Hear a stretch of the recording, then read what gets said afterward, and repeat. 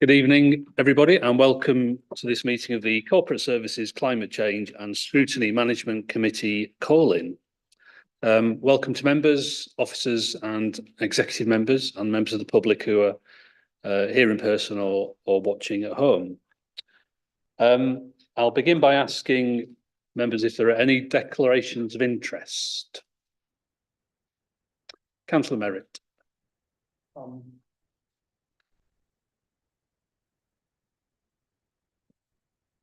I'm a beneficiary of the existing free green bin collection. I have consulted the monitoring officer in terms of interest, and his advice is basically because 66 or so thousand people in the city benefit from it, that is not in that sense a declarable interest. Thank you. And we will take that as a blanket statement for anyone around the table who also benefits from garden waste collection. Anybody else have any interest they'd like to declare? No? Okay. Next agenda item is to approve the minutes of the call-in meeting held on the 4th of December 2023. Do any members have any comments on the accuracy of those minutes? No, we're happy to approve them. Agreed. Thank you. So we move on to agenda item 3, which is public participation. We have one speaker registered to speak this evening, who is Gwen Swinburne. If I can invite Gwen to come to the table. And obviously we have one agenda item, so Gwen will be speaking on the call-in topic, and you have 3 minutes. Would you like a reminder, or are you happy to carry on? No, thank you, Chair. Okay, in your own time. Yeah. Thank you. Chair, I support both the call-in and charging for green bin waste collections. I am one of the many households with a garden in the inner wards that has been denied a green bin whilst paying for the free service others enjoy. The green bin charging issue should have been addressed as a standalone report. We end up with a ridiculously complicated, circuitous and repetitive report that cleverly avoids almost all the governance and financial basics and rationale such a key report should have addressed. To call it sloppy and lazy would be an understatement. The director's report takes you and us for fools and rubs salt into the wound by outrageously asserting that there has been any consultation at all via his consultation analysis section. We know there has been none. The zero consultation, particularly from an administration that was silent on their intention to charge for green waste in their election campaigning, is a further significant failure from this administration. The report further asserts that there are options, yet none were proffered, except for the blanket 50% council tax support discount.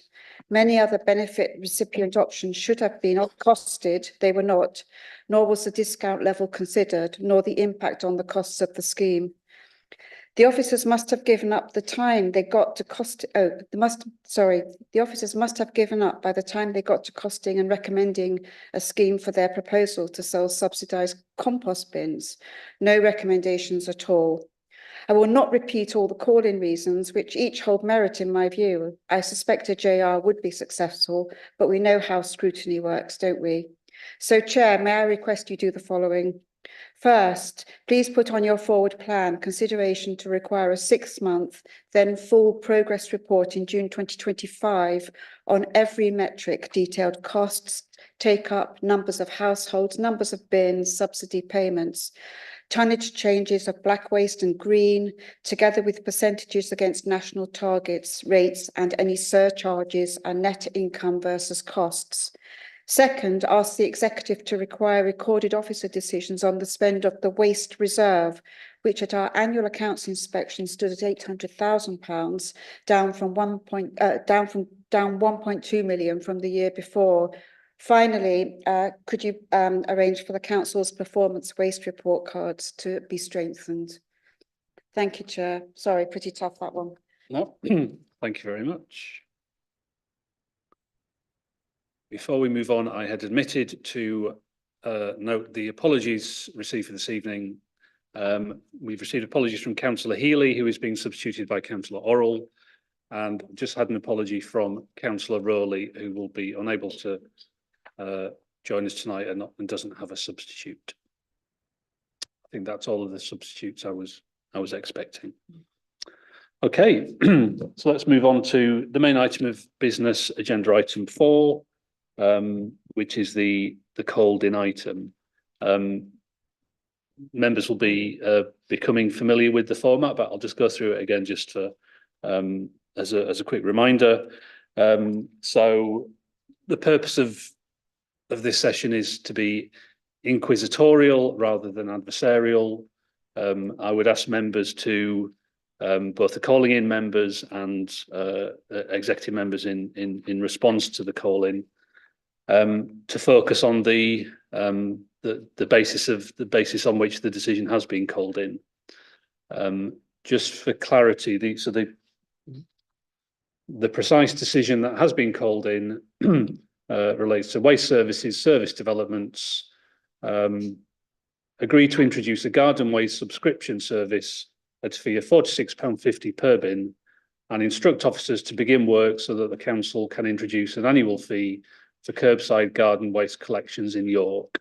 So that is the element of what was a much broader paper on waste collection. That is the element that has been explicitly called in, and the reason given for the call-in by the call-in members is that the decision does not follow principles of good decision making set out in Article 7 of the Council's Constitution, and beneath that, the two criteria that have been explicitly indicated is decision maker has not meaningfully considered all alternatives and, where reasonably possible, considered the views of the public, and that they have not taken account of all relevant matters, both in general and specific, and ignore any irrelevant matters. So those are the basis on which that particular decision has been called in. And I would ask calling members of the committee, executive members, if we can focus our discussion on those specific points, which it will be important that we do give proper attention to in order to inform the decision that all members of the committee will be invited to make at the end of this session. So the call-in members will have the opportunity to set out the reasons for the call-in. They will have between the 3 call-in members a maximum of 10 minutes. There'll then be an opportunity for members to pose questions to the call-in members, and that will be of a period of up to 20 minutes. I'll then invite the executive members to respond to the call-in grounds, and they will have a maximum of 10 minutes to set out their case, and then members will have 20 minutes, up to 20 minutes of questions for the executive members, and then there'll be summing up, and then we'll move to not a debate, but for members of the committee to express their view before we take a vote on whether the members believe there has been a breach or not a breach. Okay, so with no further ado, if I can invite Councillors Hollier, Mason and Fisher, please, to come to the table.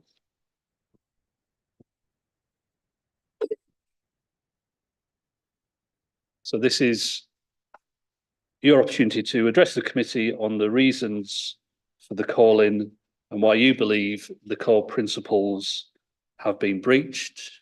You will have a total of 10 minutes between the 3 of you, so I'll leave it to you to decide how you want to, which order you want to speak, but over to you. Yep, thank you, Chair, and thank you, members, for considering this call in this evening. So I'll just set a bit of background to our sort of overall view, give one of the sort of main reasons we've called the item in. I'll pass it on to Councillor Mason to pick up another item, and then Councillor Fisher can fill whatever's left of the 10 minutes with the third item. But In general, the calling is made on the basis of the inadequacy of the report as a basis for effective decision on this issue. The financial information and options are seemingly plucked from thin air, and the impacts on the council's wider environmental and social objectives are glossed over. The lack of consultation is extremely concerning and something that is becoming a wider reputational issue for the council, particularly with the budget receiving no prior consultation or scrutiny as well. And we can see the results of this issue and some of the reactions to some of the cuts we've seen, not least today. Overall, the report appears to put the cart before the horse and seeking to retrospectively justify a decision which has already been made behind closed doors by the administration.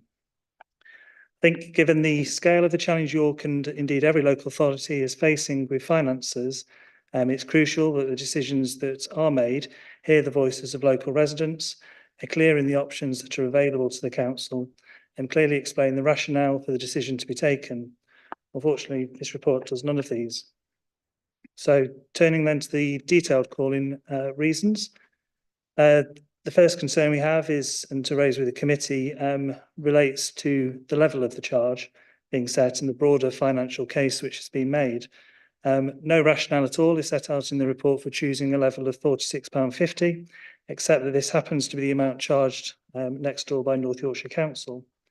Clearly, North Yorkshire has a very different profile to York. It's far more rural, it leads to more travel between houses and a longer routes to management facilities. And so you'd expect their cost of collection to be substantially higher than ours.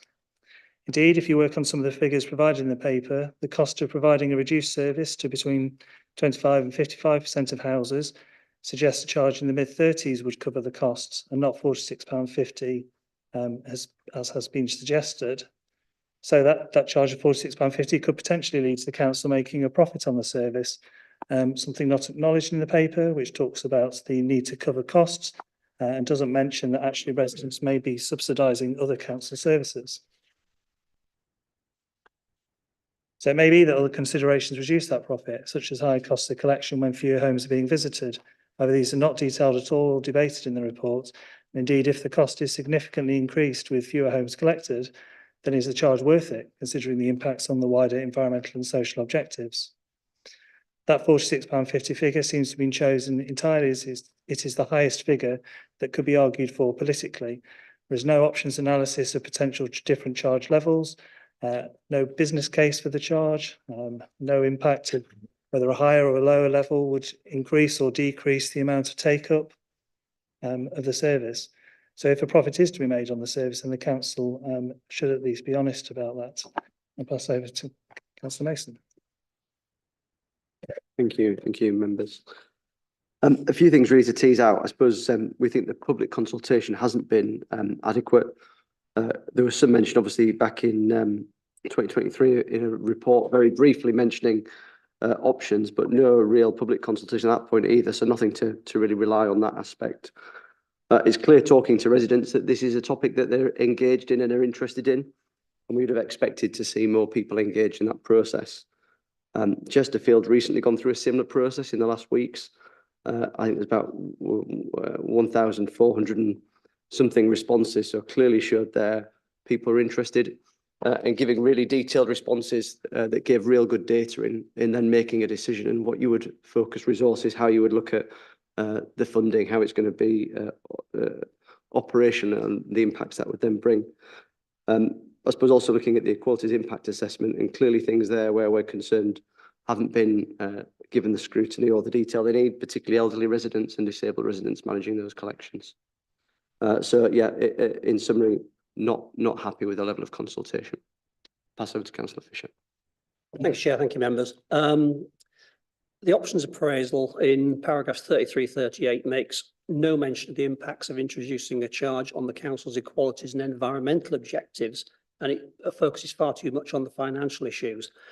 I share Councillor Hollier's and Councillor Mason's concern about the lack of consultation. Surely before you move into something like this, you have to do extensive market research to find out what people will do with the waste if they don't take up the subscription.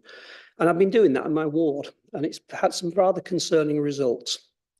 A lot of people say they'll just chuck it in the grey bin. Now, that means the grey bins will fill up more quickly. That means you'll have more trips to Allerton Park, putting miles on the lorries. It'll cost more in diesel, more in pollution, and it will mean that the crews are not collecting waste. So there's a financial aspect there, which I'm not even sure has been fully considered. Also, the waste that goes there in the grey bins will have been contaminated, so the green waste can no longer be used for composting after it's been processed. There'll have to be found other ways to deal with it.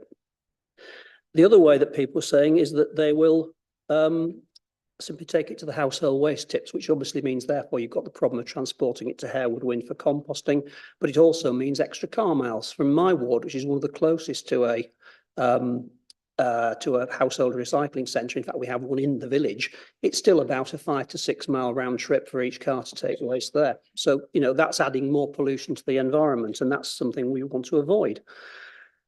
Other people say, quite simply, we'll burn it. Now, this was very prominent in Rydale when they introduced a subscription charge about 20 years ago. People burn the waste, and, you know, I'm afraid garden bonfires are extremely polluting. They're extremely bad for air quality. Since we have had a free subscription, a free waste collection charge, I cannot recall the last time I've seen a garden bonfire in my village. There was one guy who did it for quite a while, but we've talked him out of it at last. But I can see problems arising again, and particularly in a large village like Strensall, garden waste burning is not social. It's very antisocial indeed. We already suffer from fly tipping of waste. It's a sad fact, but unfortunately some people seem quite unable to take their waste to the tip, and they just dump it on parish council land, and I end up having to clear it up to save parish council's money. And I can only see that increasing if we start charging people for it. And the final one is home composting. Well, home composting is great. I started home composting in 1992 when my former council gave me a free home composting bin. It's absolutely wonderful. The trouble is there's an awful lot of stuff you cannot home compost. Leaves are particularly bad. I've got 2 large trees and I can't fit them all in my home composting bin. You know, you can't put pine stuff in there either. There's lots of stuff you can't do. So it's one possible solution, and we should certainly be looking at that, but that's a separate issue, home composting. Let's just look at the fact that the only time I use my green waste bin is when the leaves fall, because everything else goes in the home compost, but I can't cope with the sheer volume of leaves. We need that free recycling. Otherwise, we're going to end up with significant pollution of the environment. There also, with the impact on elderly and disabled residents, I don't think has been fully considered. The other thing is it'll lead to reduced recycling, which is an impact on the council's reputation. There's no doubt if more waste goes in the grey bins, that will reduce our recycling statistics. And the other possibility is that people will say, right, well, I'll get rid of my garden and I'll pave it over, and that will lead to more surface runoff and more water, more flooding. I also noticed that people say things like experience tells us. Well, I'm sorry, that's not a valid basis for a conclusion. You need referenced, detailed evidence to back up those assertions. It says things like, for example, experience tells us there will not be a significant increase in fly tipping. Well, I'm sorry, I need to see actual detailed evidence for that. Thank you very much before I'm prepared to make a conclusion on it. My own experience is that it will make more. So, unfortunately, I cannot see any reason why we should be doing this. So please think about it carefully. Okay, thank you very much. There's 30 seconds under. Okay, so we now move into an opportunity for members of the committee to ask questions of the calling members on the alleged breaches as set out in the paper. Councillor Taylor. Thanks, Chair. Can I please ask Councillor Fisher a question just to get a bit more detail on one of the points he's raised? Yeah. So you mentioned that this would have an impact, particularly on elderly and disabled residents. But then you then went on to another point because you had a lot of points to raise. Can you elaborate more on the impact on elderly and disabled residents as a result of this decision? Yes. Microphone. Some elderly and disabled residents have sufficient costs to deal with at the moment without having an extra £46.50 added to their annual bills. A lot of our elderly residents in Strensall are struggling for money. Some are not, but a lot are, and they're finding it very tough in a cost of living crisis. Thank you. Um, Councillor Taylor. if I may, I mean, I appreciate that. I guess I'd price that in when I ask you that question, because residents who aren't elderly or disabled also have financial pressures. So I was trying to see if there was an additional point beyond that financial one that a lot of people, despite their age or disability, live with. You're perfectly correct in that. There are other people facing cost of living crisis, but a lot of those people are on fixed pensions and such like. They haven't got the opportunity to work more hours or anything like that, whereas some people have that option if they choose to take it. I mean, I live on a fixed pension. I have a set amount of money coming every month, and there's no way I'm going to be able to increase it. Fortunately, I can cope, but there are a lot of people who can't. Thank you. Councillor Widdowson. Just building on what Councillor Taylor said, would it be, in your opinion, you know, looking at the way that it's been consulted, would you think that the consultation has taken into account the elderly or the disabled being able to load the green waste into their car if they opt out, if we think it's anything to do with the cost of it, and then actually getting it to the tip? Is that any part of your consideration? Who'd like to have an answer? So I take it. Well, yeah, there are a lot of people, I mean, across York, who don't have access to any form of transport. They may not be able to drive, they may have a disability that precludes them from driving. And consequently, how are they going to deal with this waste? If I can add, Chair, and I suppose, you know, a recent example I've had in my ward is a resident actually wanting to have a tree removed because they just can't deal with the waste that it's producing as a, you know, as a single person that's getting older in life. And I think probably, you know, similar issues with anybody that has any form of disability with mobility, maybe doesn't have access to transport, can't drive. You know, I think it goes much further than just financial. Thank you. Councillor Steels-Walshaw. Yeah, it was on a couple of points regarding, the first one was regarding the fly tipping. And I just wondered if you had any data that other councils had reported an increase, because from what I could see, there wasn't an actual increase in other councils reporting increased fly tipping, and whether there was any data on people concreting their actual gardens, whether that there was any evidence of that in other cities that had introduced this. Who'd like to respond to that question? Councillor Hollier.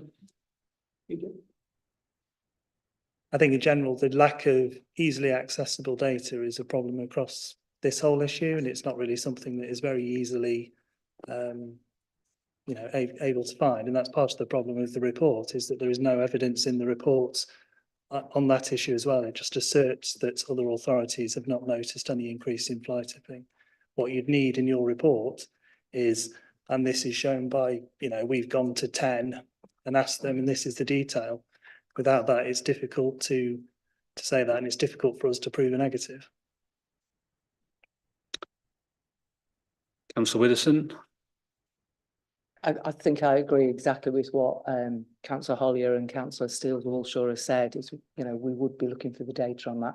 The only information I've got in my head, and do we get to ask the officers later? No. Oh. So there's questions to the call-in. All right, so the only information I have in my head is we've had over 2,000 fly tipping instances each of the last 2 years, in each of the last 2 years, and we've had about 6 fines. So I'm not sure, and I know this year it increased. So that's the only data that we're working off. That's right, and was there a question there? Question in there is what would you recommend in going about trying to fill that hole? I think that's partly about the consultation and asking people what they do. That's one of the things, if you look at the consultation responses to Chesterfield, you know, 1,000, 1,400, however many it was over the last month or so, and they asked, what would you do instead of taking a green bin? You know, 10% was home compost it, 12% take it to the tip, you know, and basically 60% other. And that presumably is a large amount going in black bins, and presumably an element of that, although presumably people are not going to put in a consultation that they might fly tip it. But I think it's a fairly, it doesn't take a great mind to think that fly tipping might increase if you're charging people to otherwise dispose of it. Is that a question? Okay. So from that data, how many said that if the charge was introduced, they would opt in? I think from memory, it was about 25% of people were either likely or very likely to opt in.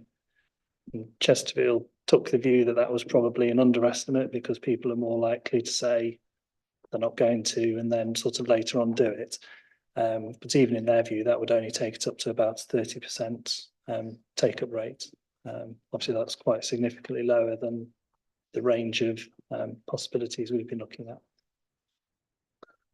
Okay. Do members have any further questions for the call-in members?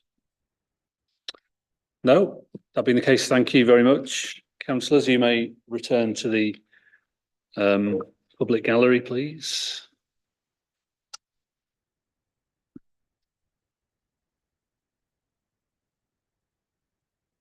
Okay, so it's now the opportunity for executive members, Councillor Kent and Councillor Lomas, to respond to the alleged breaches as set out in the call-in.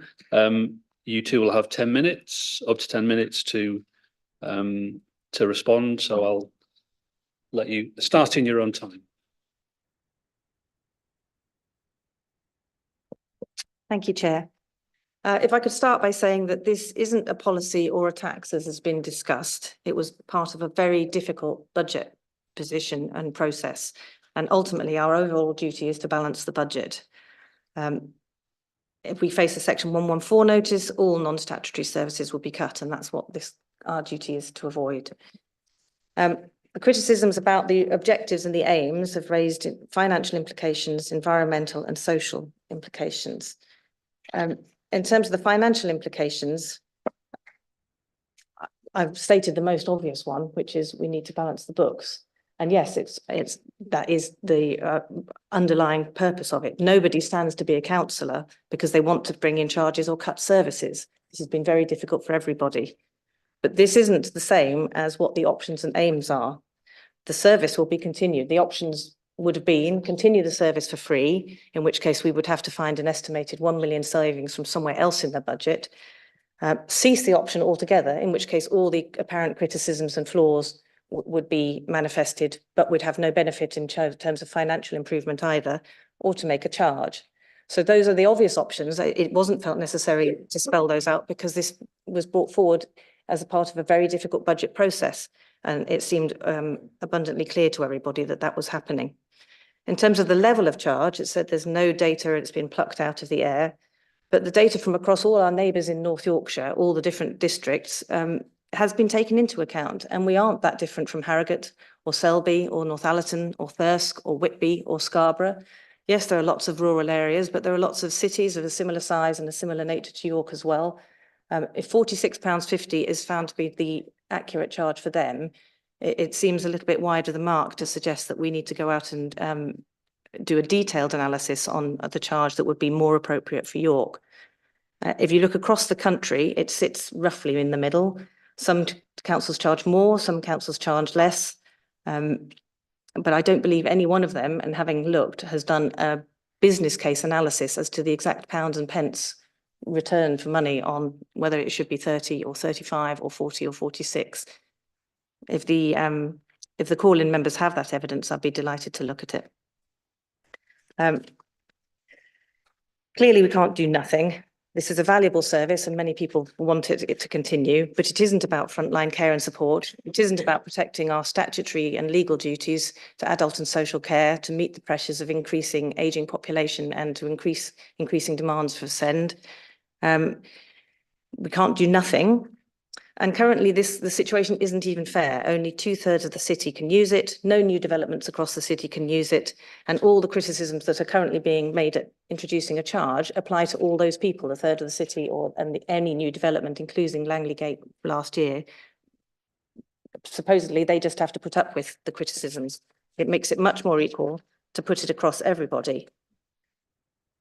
Is it fair that band A and B council taxpayers who don't receive a green bin service should be subsidising the cost for band E and F properties who receive it elsewhere?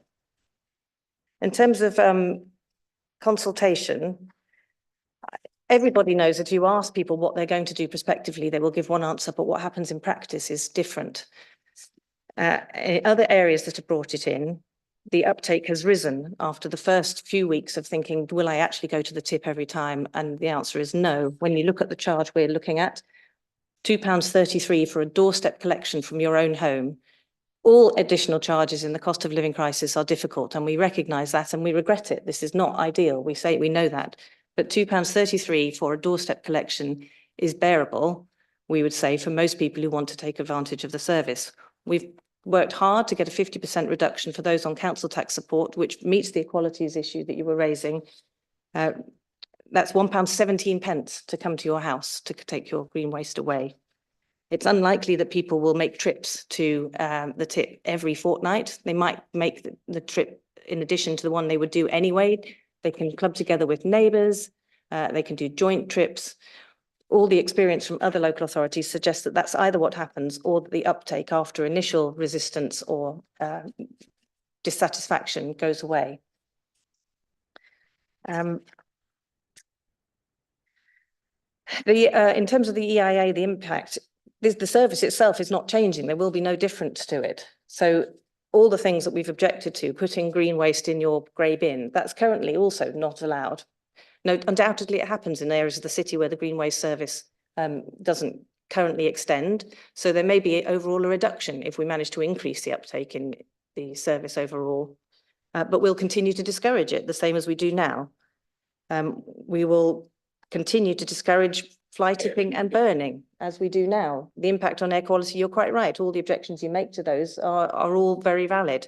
But they exist at the moment for the third of the city and the increasing size of the city who currently can't have a green waste subscription. The fly tipping rates for green waste in York are currently 2% for green waste incidents. The national average is 4%. We don't want to see an uptake, but even if it doubles, that means we'll only be hitting the national average. So the alarmist fears are just that, I would say. In terms of other cities, a sample of 7 other cities looking at incidents of green fly tipping before going live and then for the following 2 years show that there's no statistically relevant change, but if anything, possibly a slight decrease in years 1 and 2 afterwards. It's very mixed. It seems to be it depends whether it was over COVID, where all areas saw an uptake in green fly tipping, which suggests that our decision not to do nothing or to cease the service clearly would be wrong, because as we see what happens when areas can't collect as well.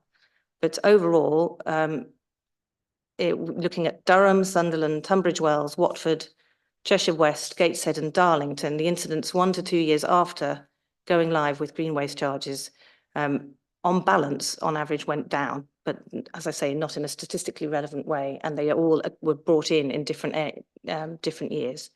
So it's hard to see whether there's any pattern, but none discernible.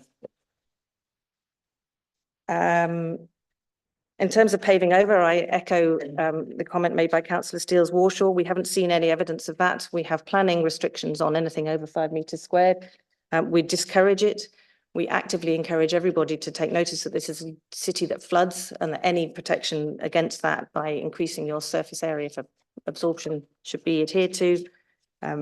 We discourage any of the antisocial behaviour that has been cited and will continue to do it. I'm wondering if I could, is this the point where I ask officers or not, or when do I do that?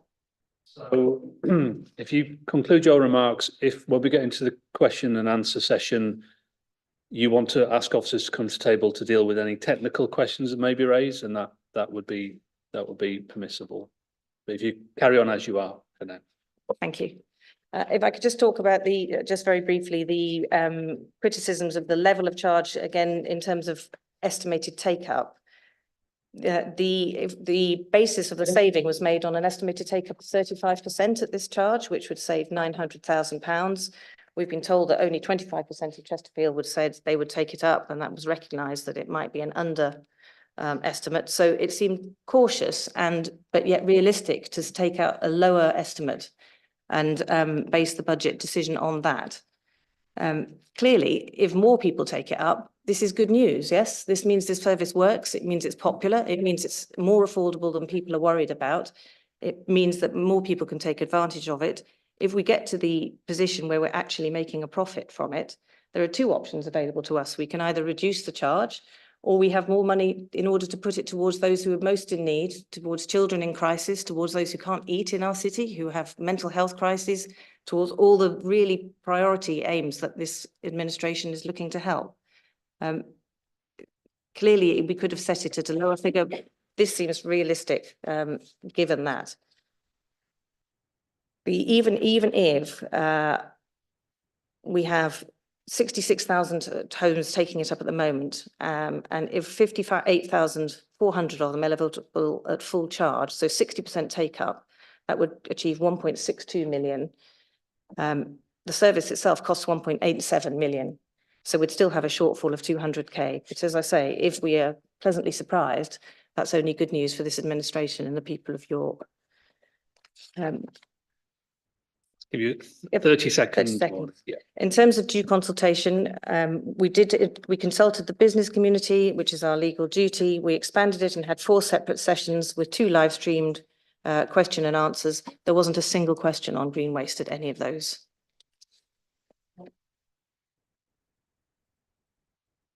Thank you. Okay, thank you very much.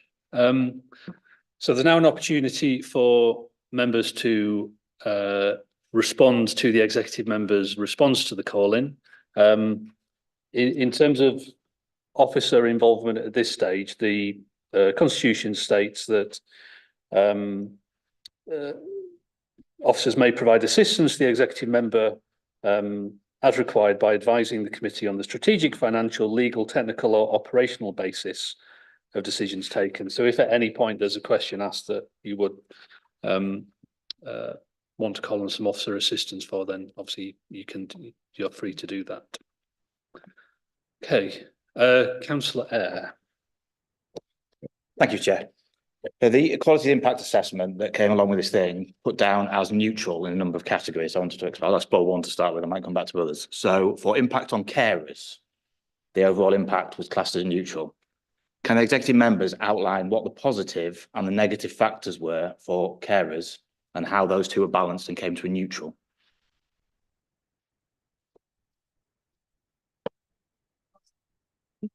Could I ask the officers to comment on the impact assessment? Chair, under the Equalities Act, the exec members need to demonstrate that they've taken those factors into consideration, so they need to know the answer. Otherwise, it's an unlawful decision. Well, if an officer would like to come to the table to assist the executive member, that's fine.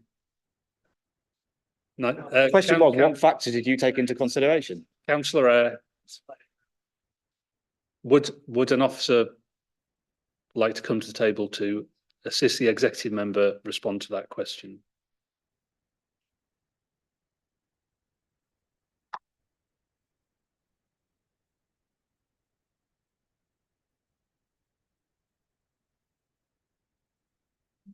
Sorry, can you repeat the question, Councillor, please, if that's okay?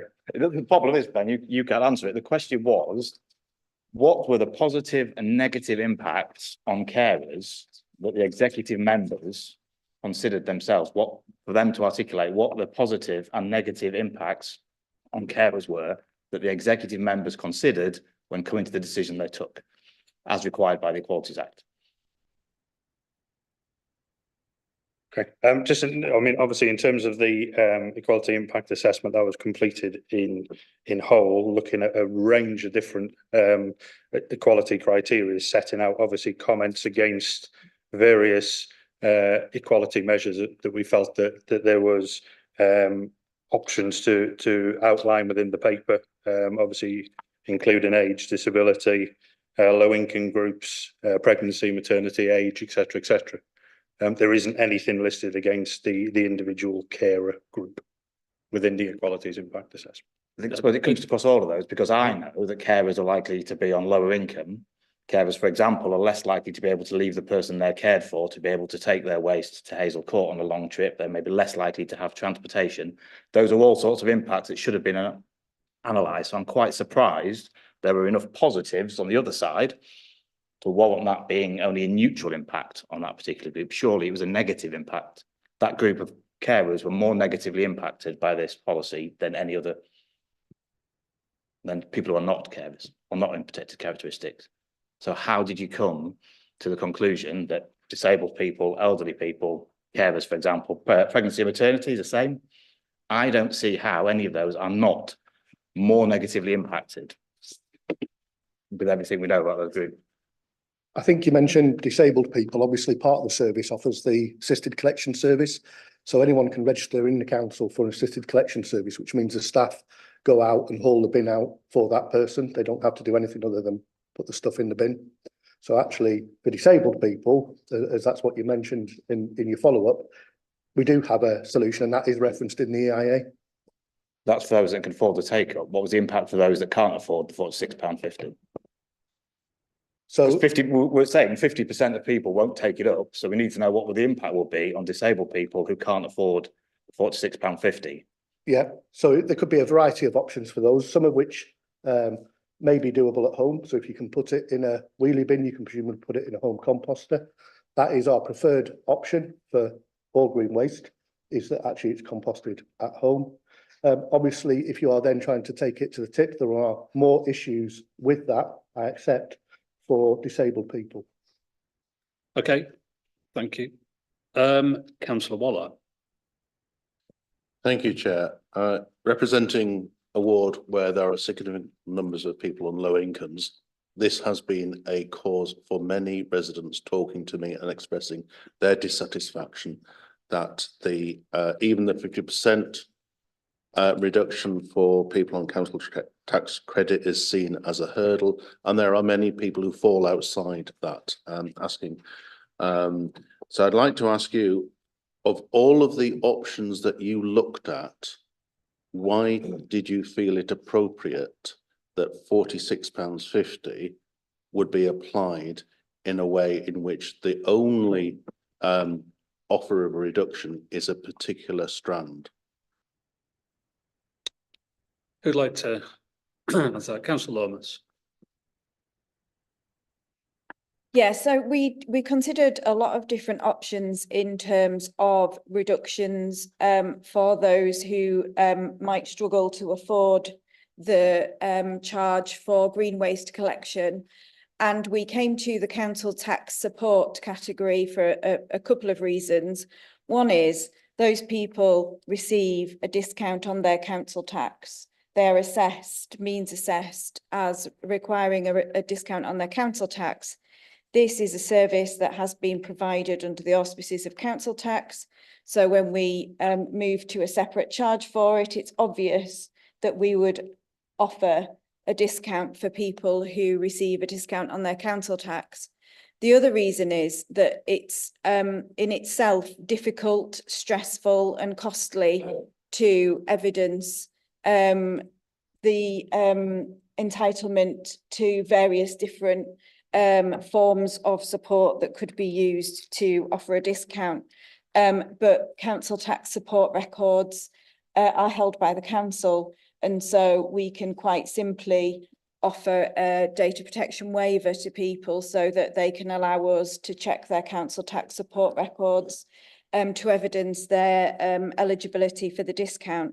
So that is the two main reasons that it was consistent with current policy of those people receiving a discount on council tax, and that it doesn't throw up additional barriers for them. They just have to say that they receive council tax support and allow us to check our records to verify that. That's all they need to do. There are no further hurdles for them to jump through. That was the reasoning for that option in terms of the reduction in charge. Thank you. A supplementary, Councillor Waller.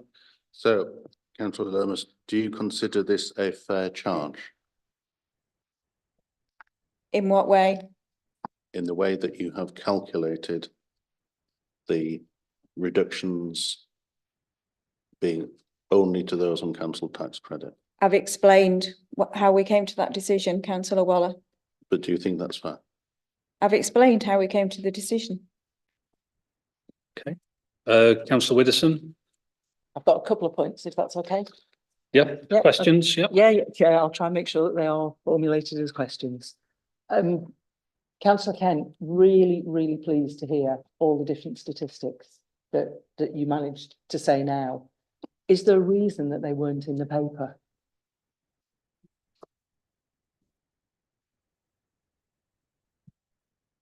Who'd like to answer that? I can answer it as the Okay. officer that led the report. So on statistics, Waste Data Flow publish all the statistics for every council in the country. So they show how many fly tippings you've had, how much waste tonnage you collect. So you could look at each authority in turn and look at quite fine detail. As Councillor Kent alluded to, the statistical significance of those variations is incredibly low. So for York, last year, we recorded one fly tipping of green waste in amongst the 1,800. So we classify for Waste Data Flow what all those fly tips are. There was one of green waste last year. So trying to make assumptions on such very low numbers, as Councillor Kent alluded to, just 4% of fly tipping nationally is garden waste. You can't prove a negative because there's a negative. All you can say is there's nothing there to show. Councillor Widdowson? That wasn't quite my point. It was more the whole statistics, but it would have been lovely to have had them in the paper, because one of the reasons it's been called in, and I think it's a very valid reason, is that statistics were not there. So that was the point I was trying to make. The second question that I've got, Councillor Kent, is could you give me the confidence that you have and the processes that you have put in place to make sure that the IT system works? My understanding is we've got 66,000 green bins out there at the moment. It may reduce to 20,000. Of that 20,000, you may have 1,000, 1,500, I'm making numbers up, of people that are on council tax support that changes all the time. Have you gone into the back office system for the IT to make sure that it is seriously robust? Because we have struggled, whilst I've been around, to do parking permits. Okay. So I am going to defer to officers, but I'll answer it initially myself, which is that I'm assured that this is possible, and it's work in progress because this is a new system, and so quite a lot of effort obviously is going to have to go into making it work effectively and efficiently. But I do have confidence that the officers will do that. Currently, there are 66,000 bins. Whatever happens, we'll give people the option to have those bins collected if they don't subscribe, but not initially, because also officer experience has been that in other areas and all the other local authorities, the 70% of local authorities that already do this, and they're not all wrong to do it. They haven't all had terrible, breakdowns because of it.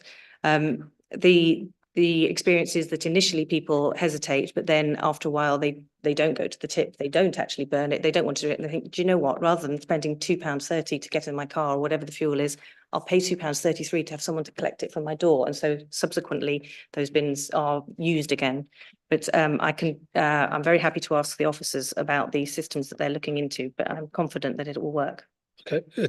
Councillor Widdowson, are you? Just literally following up on that, I'm not interested in whether people keep the bins or not. That's a question we can get to later. What I'm really interested in is, will the IT system work? I'm fully aware of the issues that we've had in in-cab technology, where we miss assisted bins. I'm fully aware, as everybody is, because they have residents on their street, that we don't go back and pick the bins up. I am genuinely concerned about the robustness. Do you have a map that you could give us of all the different stages and how it's working? Because if that was in here as well, that would help inform the decision. I'm not as confident as you of the IT systems, given that we had 2.5 years, which everybody in the other groups had great fun when we went to electronic parking permits. And that was supposed to be very straightforward, and we had good databases on it. So I am delighted that you are confident, Councillor Kent. And I would love to see the background and the paperwork to show me those processes are in place. Do officers want to add anything? I think the only thing I'd add is that recommendation 3 is to enter into the contracts for that. So we're writing those specifications now. You can't look at a system that doesn't exist. We are, on the back of the decision, doing the work to map out those processes of what the customer journey would be through the process, but you can't look at a system that doesn't exist yet. Thank you. Councillor Eyre. Thank you, Chair. Yeah, there's a comment made earlier on about paving over, and you did touch on the fact that there are issues about what can and can't be done in terms of paving over. What sort of analysis and research have you done about actually less about that, but more about scaling back on gardens? So where people may not have to be able to pave it over, they may well choose to plant less, and what impact that will have on our environment, climate change goals, and also our pollinator strategy.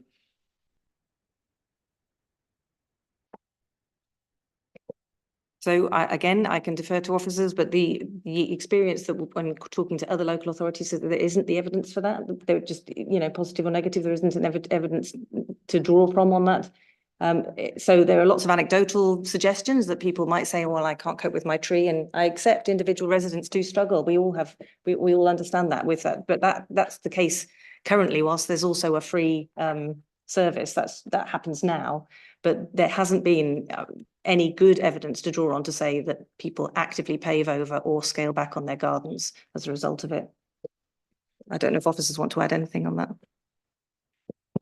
The difficulties in drawing statistical significance from any of those facts and figures you might get about planning applications to pave over gardens, plant less. It's having data sets that you can go, the cause of that is that. There are a whole variety of reasons why people plant less, why people pave over gardens, why people apply for planning permission to do it sustainably or not. Drawing a correlation between them is virtually impossible, I would suggest. Okay, thank you. Councillor Orrell. Thank you, Chair. You mentioned the fairness or unfairness of some residents being able to access a free service and other residents not. It's interesting if we're going to take that across the piece of council services, where some areas do receive certain services and other areas are not able to access it easily. Just one example, some areas of the city have public parks that are easily accessible to them. Other areas of the city don't have public parks. I mean, to follow its logical conclusion, have you got plans for the areas of the city that don't have public parks to get them? I wish that I could. I would love to be able to transport a public park to within 5 meters of every person's house. But seriously speaking, the fairness, I accept your point that, you know, there are services are differentially across the population, but this is a palpable unfairness for an optional service, which is not a frontline protection for the most vulnerable people. And that's why in this instance, it feels that actually it's not disproportionate to say that it's unfair on some of those who would like to have it. And as the city grows, that if the system stays as it is, that disproportionate unfairness to those, the haves and the have-nots, or the cans and the cannots, is only going to increase. And this is something we can redeem, unlike public parks, which we obviously will aim to, as part of our plan, increase biodiversity and access to green space. But that's something we can't instantly change.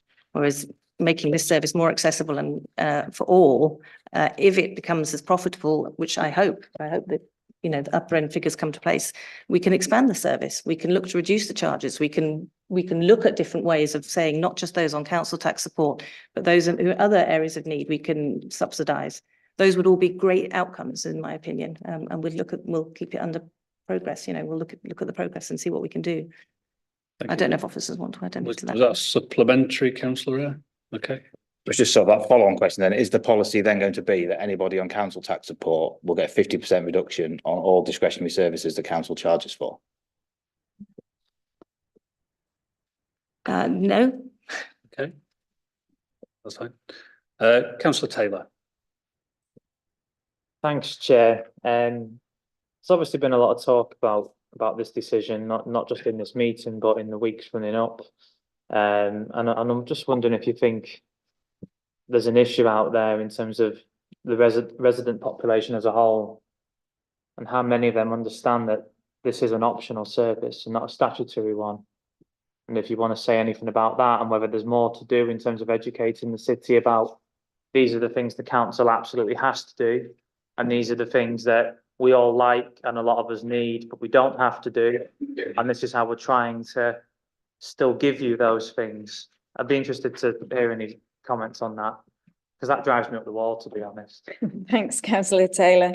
That's one of the aims of our budget consultation and communication work, is to help residents to understand and to help partners to understand the breadth of council services that are provided, which of those are statutory and we have no choice about providing them, no matter how much they cost and no matter how much the demand for them grows, and which services are not statutory, or where there is a statutory level that's very low. For example, waste collection, where green waste is non-statutory and the statutory minimum level of service is very low.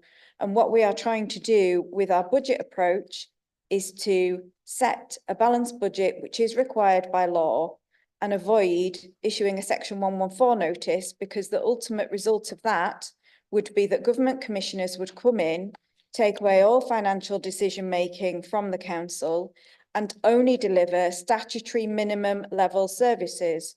That would be to lose all non-statutory services, and for other services to be delivered at the minimum level possible. And that would be far, far greater cuts to the services that our residents value and need from us than what we are proposing. So what we are doing is we are desperately trying to avoid that situation where green waste collection would simply stop. It wouldn't be that there would be options anymore, it would simply stop.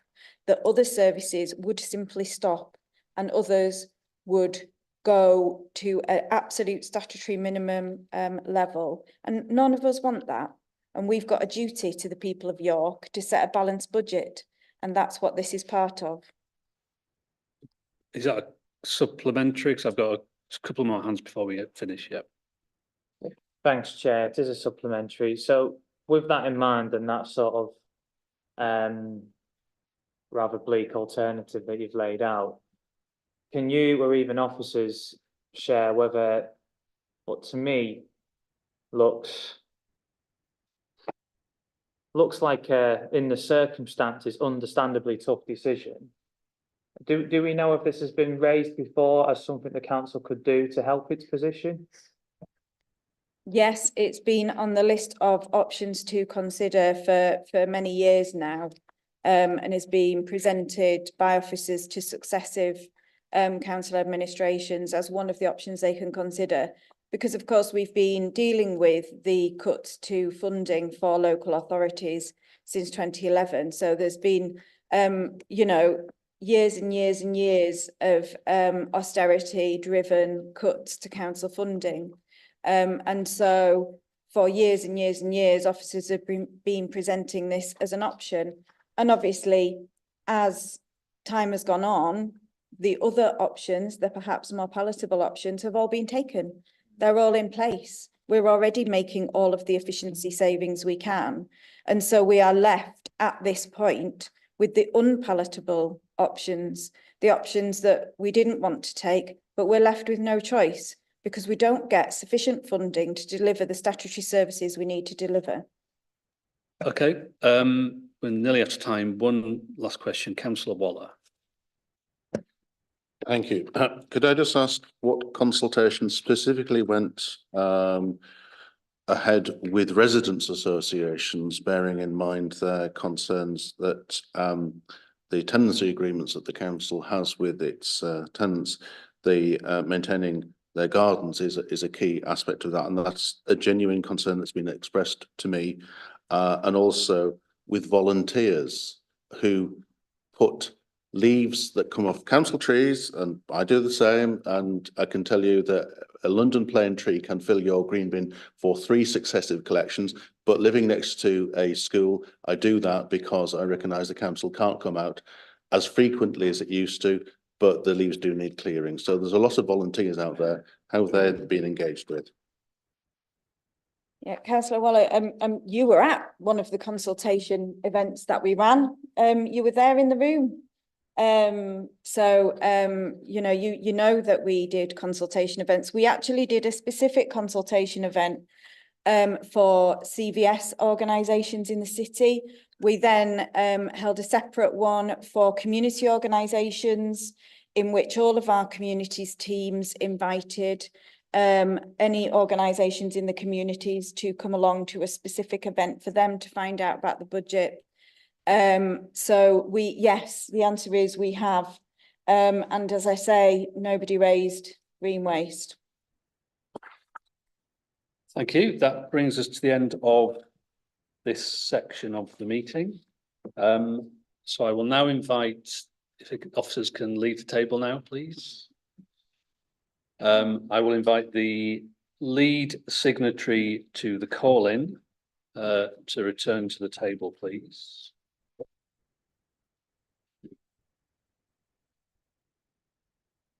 Okay, so Councillor Hollier, welcome back. You will have up to 5 minutes to make any final comments you wish to make in summary. Actually, I won't take 5 minutes. I've just got a few points that I've sort of highlighted along the way. I guess the key one is that nobody doubts that we, you know, City Council faces difficult budget choices. Nobody doubts that. That has been for years and years, and actually since 2008, not 2011. But that is precisely why we need to be better at consulting residents. This paper has had no consultation. We're imposing a charge of £46.50 on residents that they've had no say in at all. It wasn't in the Labour Party manifesto for the elections. It landed from space in September, and there's been no consultation with anybody in the city since then. I know we've mentioned the budget consultation, and if anybody thinks that's a serious consultation, then I don't know what to say to you. You know, it was hastily arranged, no publicity. And I'm not surprised that very few people turned up and no particularly relevant questions were asked. So I think, you know, that goes to one of the key reasons we called it in, which is that the council has not meaningfully considered all alternatives and where reasonably possible, considered the views of the public. Nobody can claim that the views of the public have been in any way considered in this report. I think we've gone on then to talk about the level of the charge, and I'm not convinced. You know, £46.50 has clearly been chosen because that is how much they pay in North Yorkshire. That's a political decision. There's no way that it just happened that we considered all the options, thought about it really carefully, and it was just a coincidence that it happens to be the same as the Conservatives charge in North Yorkshire. The hope is just that that's the most that they could get without being criticised by the Tories. That's just the reason that should, you know, that's just the way it is. That's not a rational basis for decision making. It should be, this is the amount of money we need to make from the service. This is the charge that delivers that objective. So I think as well, the issue of the cost of the service was chosen. That was stated at sort of 1.87 million. Obviously, presumably, if only half of the service is being used, then you'd expect that the cost of delivering that service will be substantially reduced. And if it's not, then I think the serious questions to be asked about the sort of efficiency of introducing a charge that means that it's costing us the same, but only 35–50% of people are able to use it. And I think that's everything I've got to say. Okay. Thank you, Councillor Hollier. You can return to the public gallery. Thank you. So now there's an opportunity for the executive members to make any comments in summary that you wish to make. And again, you have up to 5 minutes. Thank you. I think I've set out the reasons why I think this call-in isn't valid. In terms of meaningfully considering alternatives, the aim of this was to make an unpalatable, or one of several choices out of different unpalatable decisions in order to make our budget balance and to avoid the complete scrapping of an optional service, which this is. So in that sense, the alternatives were to do nothing, which we clearly couldn't do, and leave the situation as it is, to stop the service altogether, or to introduce a charge. The second point about that is to whether the appropriateness of the charge was looked into, or whether it was plucked out of thin air. I can only repeat what I said earlier. We looked at all the different districts, cities in our neighbours. We looked across the national picture. The charge we currently make last year for a second green bin, so what apparently is appropriate as a charge in York is £43. If you increase that by inflationary figures to this year, that doesn't get far off £46.50. This is an initial test. It's all speculation to say, well, if we have this take up, we'll make this amount and we're making a profit out of our residents. And if we don't, we don't. It all has to be kept under review. I can only repeat that if this is a hugely inflated figure and we're awash with cash, we can redo it in good time. I don't mean to be flippant, but that's clearly got to be looked at when we actually know what the take up figure is going forwards over the next 12 to 18 months and beyond. Likewise, any efficiencies, if there's no take up and there are no severe consequences from that, then that we could save ourselves 1.8 million by not running the service at all. We have to see what happens, don't we? I think we've addressed the other issues that were raised earlier. I simply think this call-in is not valid, and therefore I urge members to reject it. Okay, thank you very much. So the next stage is I will invite members of the committee to make any contributions they wish to make before we move to the vote. So members can please indicate if you would like to make any comments. Each member will have up to 5 minutes to speak. So Councillor Taylor first. So Councillor Taylor. I'm just wondering if it's true that Councillor Oller didn't speak up at the consultation event he went to, seeing as he was so concerned about fairness. Councillor Loma suggested he was at one, but no one raised any concerns. So it'd be good for the committee to hear more about that, if there's anything behind it. Thank you. Councillor Eyre. Thank you, Chair. Yeah, so the basis of the call is around decision making and some of the issues that we've raised. I think the first point I want to make is that I think the report do it. The finance doesn't make any sense. It is significantly financially unfair. Council tax is a poor system. It was introduced in haste and the collapse of the poll tax. We all know the issues with council tax. Replicating that problem across this charge isn't the right thing. So we were told that people in a Band A house could well now be subsidising people in a Band F house who don't have a garden. Well, this is doing exactly the same. This is asking those people in Band A to pay £46.50 to cross-subsidise some of those people in Band F. They're taking, for example, if you live in a £1 million apartment at the top of Stonebow or a £1 million apartment at the top of Westgate, don't pay the £46.50. If you're in a Band A family home, you will have to pay the £46.50. That's inherently financially unfair. It targets family homes over people who live in apartments. It targets the elderly in particular, which leads me to my second point. We have a legal duty to demonstrate that we have considered all of the equalities implications in making the decision. It was clear at the executive meeting, it was clear today, that hasn't happened. This policy disproportionately affects disabled people, elderly people, carers, maternity, all of those are disproportionately affected by that. Poverty, cost of living crisis, all disproportionately affect those groups. This does target those over and above, and that should have been part of the equalities impact assessment, which would have led to a better decision, which is what we're trying to get to. The 50% council tax support idea is a good step. That is a good movement, but that was a last minute thing thrown in because the equalities impact assessment doesn't take on board any of that. Why not have additional discounts for other things? We had a conversation there about saying there was potential, no challenges about that. But explore that in the paper. If the equalities impact assessment had actually spelt all those out, you could have had a carer's discount. You could have had a disabled person discount. All of those could have been factored in if you'd taken those into consideration. Regarding the consultation, and I'm happy to go with that, trying to suggest that consultation that happened after you took the decision in any way it impacted on how you took that decision is a little bit ridiculous. The decision was taken, then you announced a consultation to tell people about what it was. I think the one that Councillor Waller attended was the voluntary sector after the meeting. It was a voluntary sector meeting to discuss the voluntary sector issues with the budget, not a general budget consultation. So it wasn't about green bins, it was asking the voluntary sector what they wanted to know about that. And just to clarify a little bit around the financial situation, which isn't technically part of this calling, a section 114 notice does not mean all non-statutory services stop. It means the finance officer issues that notice, the executive has a duty to meet within 21 days to put forward proposals about how they will bring that back into budget. Yes, government inspectors will be appointed to attend that meeting.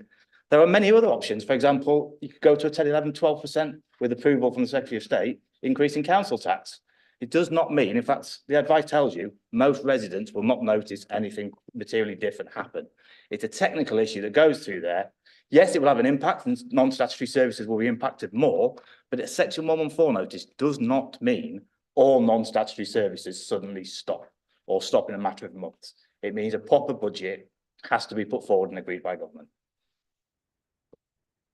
Thank you, Councillor. Councillor Steels-Walshaw. Thank you, Chair.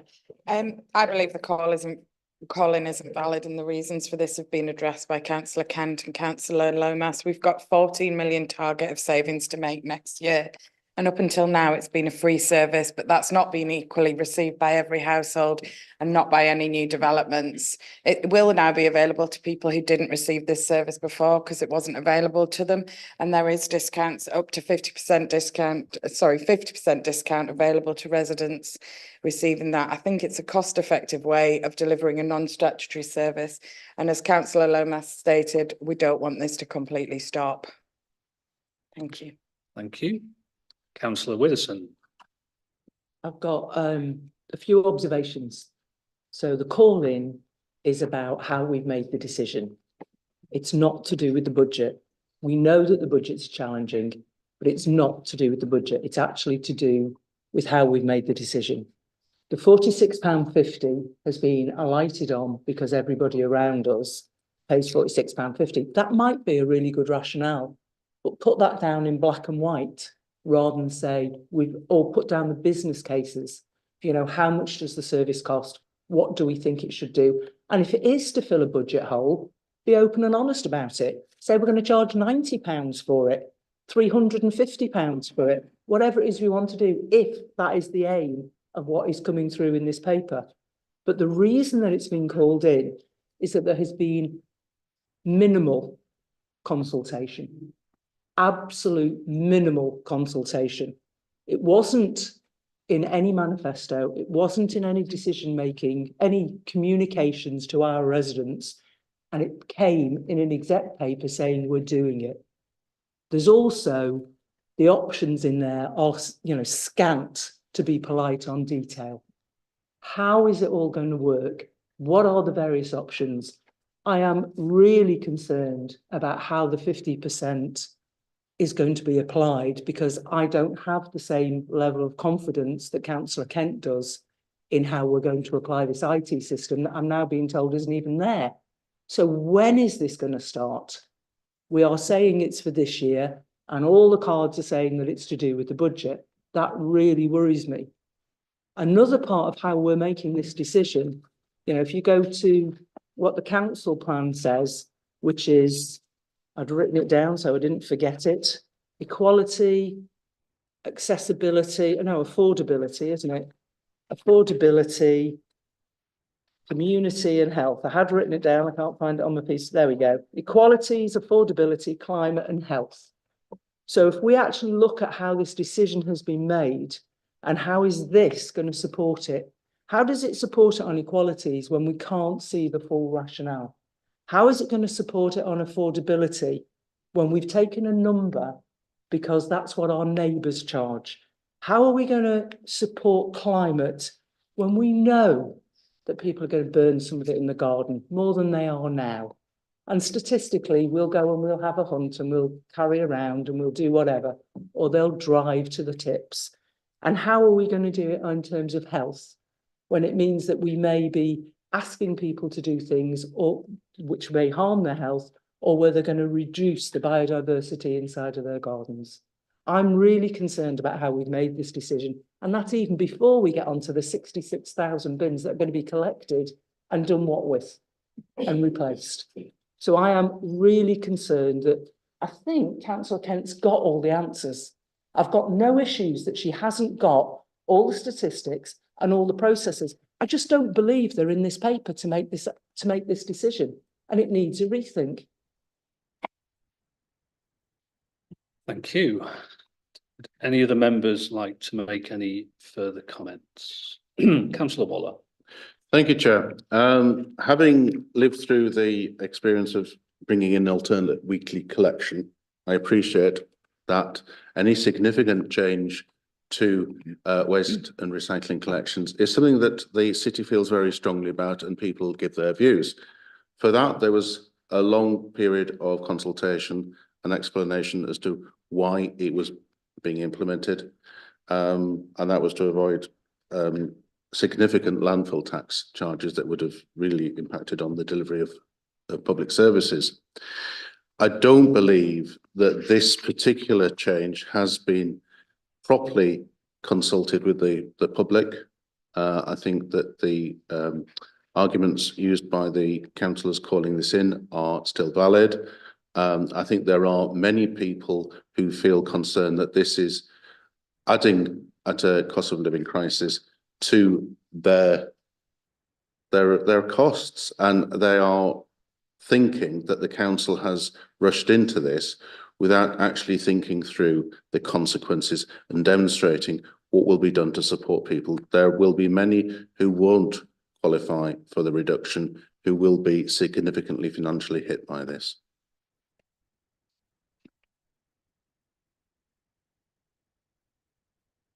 A few comments from me picking up the the issue of consultation. I'm a trustee of a voluntary charitable organisation, and I got, it was 48 hours notice of a discussion event where I could attend and find out more about the budget proposals. If that had been badged as a come and have your say about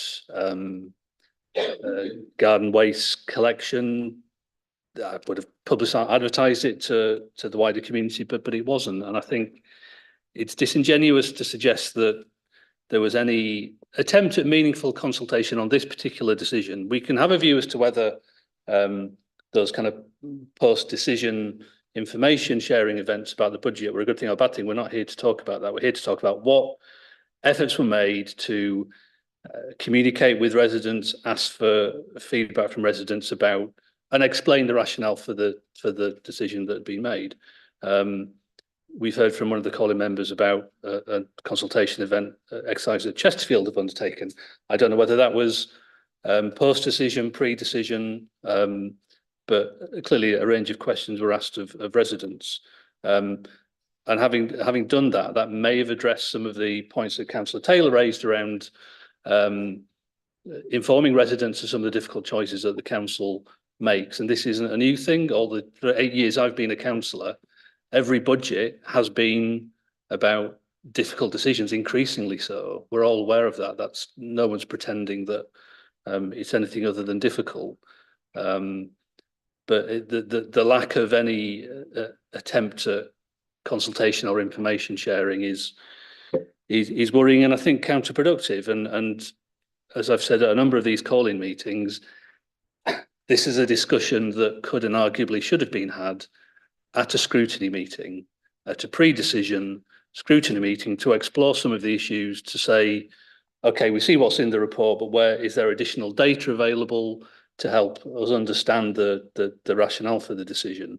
And others have mentioned that the report that underpinned this decision made references to, you know, some of it was anecdotal, some of it was there is no evidence of adverse consequences, but it's, you want a bit more, whether it's a link to further information that backs up some of those assertions, but that's from my reading of the report, that's what I found was missing. So that it is concerning on a number of fronts that we didn't have the opportunity to have this discussion either in scrutiny or in some other format prior to the decision being made at the recent executive meeting. Okay, so now it's the business end. Oh, Councillor Merritt, sorry, I didn't see you. Yes, I think in listening quite carefully to what's being said, I think in terms of the reasons for the call-in, decision does not follow the principles of good decision making, and whether meaningfully considered all alternatives, where reasonably possible, considered the views of the public. I think in Jenny's, Councillor Kent's responses, she has demonstrated that the big strategic alternative choices have been considered. It is in the context of a budget, except it's a parallel paper to the budget, but it is nonetheless driven by that, and has been considered against the other alternatives in terms of savings that budget encompasses. In terms of the public, I mean, consultation. I've participated in the council consultations over the years, and I have to say, because so much of the budget in recent years has been driven simply by the savings targets, actually the consultations that were undertaken by previous administrations, frankly, were pretty meaningless. And we don't have the sums of money in terms of budgets for extensive consultations anymore. How meaningful a consultation could you actually have undertaken on this, as in terms of having to judge this saving against all the other savings in the council's budget? I think actually it's an almost impossible task. But we are aware of views of the public. As has been indicated, there were a series of consultation meetings undertaken around the budget, but also the fact that this set of proposals has been known for quite a long time has given the opportunity for people to make representations about it. And you make the point there should have been pre-scrutiny on this. Well, you've known for months that this was coming. You could have actually asked for it to be put on one of the scrutiny committees for pre-scrutiny. You're just as involved in the decision to accept that we're actually doing this as a post-scrutiny exercise. So I think that comment was well out of line, Councillor Fenton.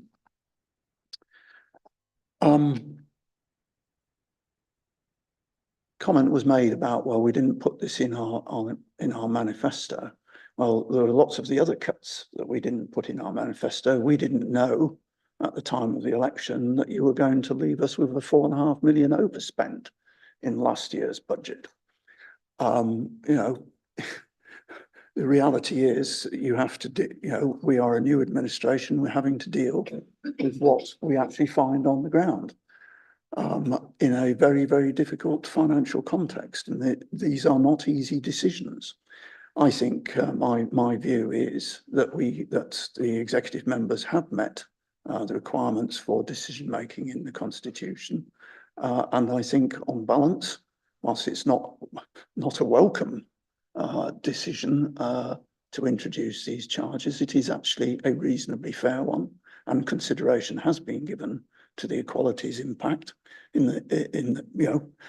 Yes, it is going to hit people, but so does the council tax rise, and yet we are constrained in what we can do on that. So I think we've come to the best and fairest judgment on this, and I think the executive members have done this in a reasonable way and within the constitution. Thank you. So if no one else, councillor Eyre? I think I just had to respond to that last comment about we should have called in something we never knew was going to happen. This budget barely and potentially didn't make it out in public at the legal notice to actually be taken to executive, let alone give us time to look at it. It's the latest published budget, I think, in this local authority's history.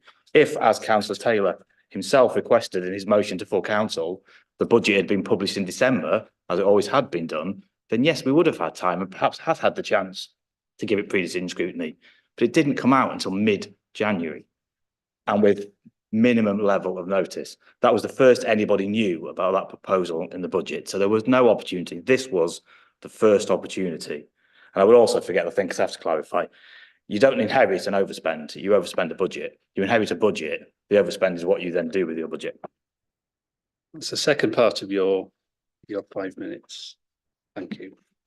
Okay, I'm now going to ask each committee member in turn to state whether they consider that the core principles identified in the call-in request were breached or not, giving reasons if they wish. So what I will ask you to say is breach or no breach. So I will begin with Councillor Taylor. No breach, Chair. I don't need to repeat reasons already raised. Thank you. Councillor Widdowson. Breached. Thank you. Councillor Myers. No breach, Chair. Councillor Waller. Breach. Councillor Steele-Walshaw. No breach. Councillor Orrell. Councillor Kelly. No breach. Councillor Eyre. Breach. Councillor Baxter. No breach. Councillor Merritt. No. Councillor Burton. No breach, Chair. And for me, breach.